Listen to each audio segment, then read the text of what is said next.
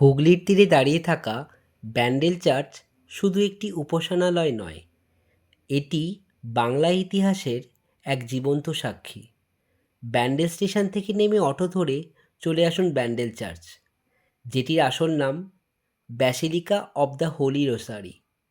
এটি অন্যতম প্রাচীন খ্রিস্টান গির্জা।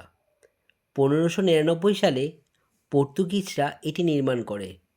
1632 সালে মুঘল সম্রাট শাহজাহানের নেতৃত্বে পর্তুগিজদের উপর আক্রমণ হলে এটি ধ্বংসপ্রাপ্ত হয়। তবে ইতিহাস এখানেই থেমে থাকেনি। 1660 সালে এটি পুনর্নির্মাণ করা হয়।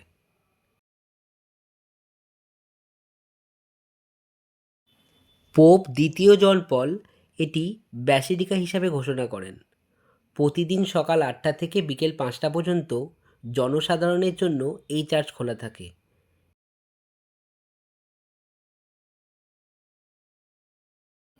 চার্চের ভিতরে রঙিন কাচের জানালা, বিশাল ঝাড়বাতি এবং যীশুখ্রিস্টের জীবনের উপর আঁকা সুন্দর মোরাল রয়েছে। চার্চের ছাদে মেরি মাতার মূর্তিটি দর্শনার্থীদের মূল আকর্ষণ। আপনি ব্যান্ডেল ঘুরতে আসলে একই সাথে হুগলি ইমামবাড়া এবং বাঁশবেড়িয়ার হংসেশ্বরী মন্দির ঘুরে দেখতে পারেন।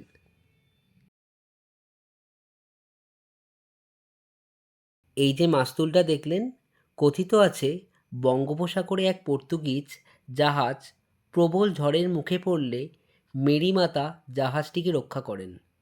এরপর কৃতজ্ঞতাস্বরূপ জাহাজের মাস্তুলটি গির্জায় দান করা হয়। যদি সুযোগ পান, একদিনের জন্যে হলেও ঘুরে আসুন। ভ্রমণটা মনে থেকে যাবে অনেক দিন। আমার ভিডিও যদি ভালো লাগে, লাইক কমেন্ট করে অবশ্যই চ্যানেলটা সাবস্ক্রাইব করবেন। সঙ্গে পাশে থাকা বেল আইকনটি প্রেস করতে ভুলবেন না যেন।